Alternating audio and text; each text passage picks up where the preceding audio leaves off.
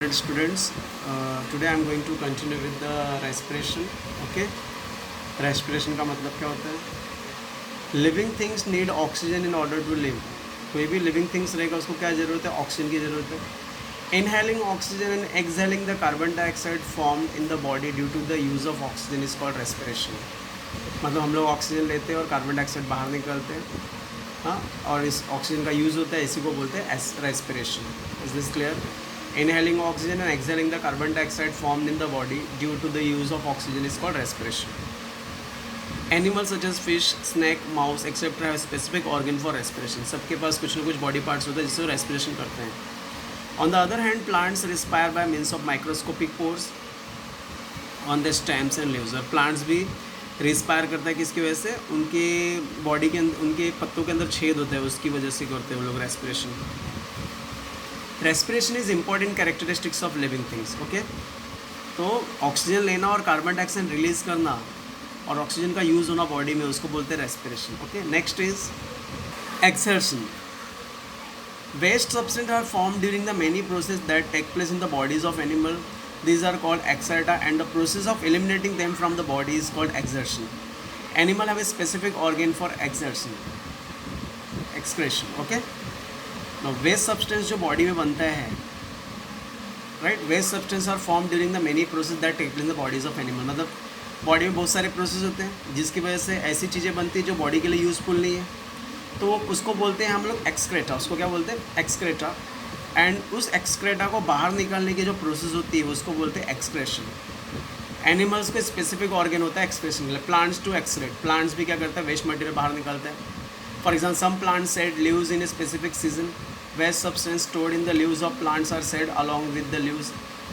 उसके अंदर जो बॉडी जो वेस्ट मटेरियल होता है वो तुरंत का तुरंत बाहर आता है, राइट.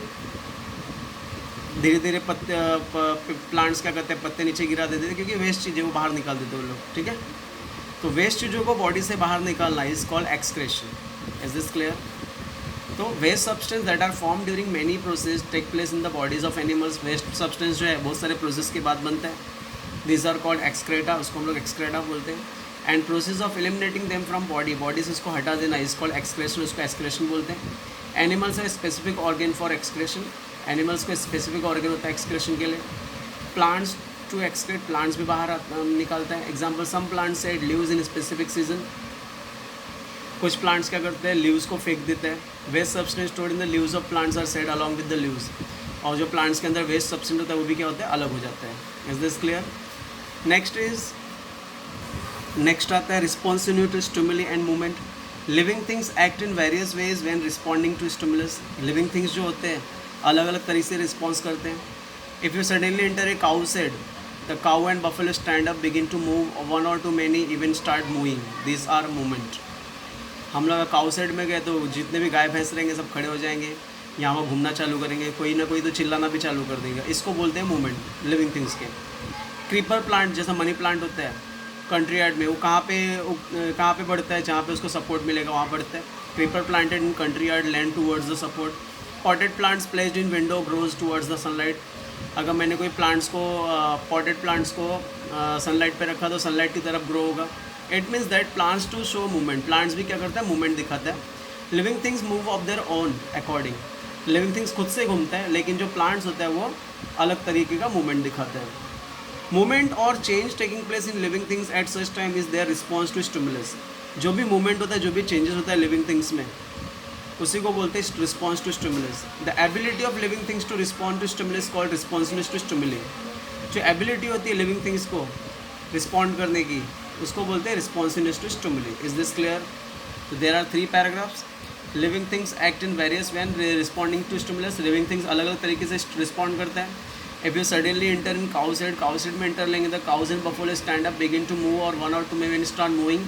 कुछ काउज बफेलोज खड़े हो जाएंगे, कुछ चिल्लाना चालू करेंगे, उसको बोलते हैं मूवमेंट. मनी प्लांट जैसा क्रीपर प्लांट होता है वो हमेशा सपोर्ट की तरफ बढ़ता है. पॉटेड प्लांट जो है हमेशा सनलाइट की तरफ बढ़ता है. इसका मतलब क्या है? प्लांट्स में मूवमेंट दिखा रहे हैं. मूवमेंट और change taking place in the living things is called response to stimuli, an event that occurring around surrounding stimulus. Ability of living things to respond to stimuli is called responsiveness to stimuli. Is this clear? जो living things response कर रहे हैं उसको बोलते हैं responsiveness to stimuli. Okay, next is living things produce the other things like themself. Living things दूसरी चीज़ों की तरह अपने जैसे खुद दूसरा चीज़ प्रोड्यूस करता है. Some animals give birth to their young ones. कुछ एनिमल्स बच्चों को जन्म देते हैं. सम ले एग्स, कुछ अंडे देते हैं. There young once hatch out of the eggs. उसके जो बच्चे होते हैं अंडे से बाहर आते हैं. New plants are produce from the seeds, stems और लीव्स ऑफ प्लांट्स. नया प्लांट्स आता है बीज में से, या तो पौधे में, या तो पत्तों में से, या तो तनों में से. Process by which living things generated new living things like itself is called reproduction और प्रोक्रेशन. तो ऐसा प्रोसेस जिसमें लिविंग थिंग्स क्या करते हैं, अपने से दूसरा लिविंग थिंग्स जनरेट करता है, उसी को बोलते हैं रिप्रोडक्शन और procreation. Is this clear? Then your homework for today is 4 questions are there. Explain about reproduction. Reproduction के बारे में समझाना है. पहला क्वेश्चन, फर्स्ट क्वेश्चन. इसका आंसर कहाँ पे देखते हैं. Answer is this: process by which living things generate new living things like itself is called reproduction. Process by which living things generate a new living things like itself is called reproduction. मतलब ऐसा process जिसमें living things क्या करता है, अपने जैसा ही दूसरा living things generate करता है, पैदा करता है, उसी को बोलते हैं रिप्रोडक्शन. और सेकंड पॉइंट में लिख देने का, reproduction is characteristics of living things. Reproduction किसका कैरेक्टर है, लिविंग थिंग्स का. करेक्ट, समझ में आया.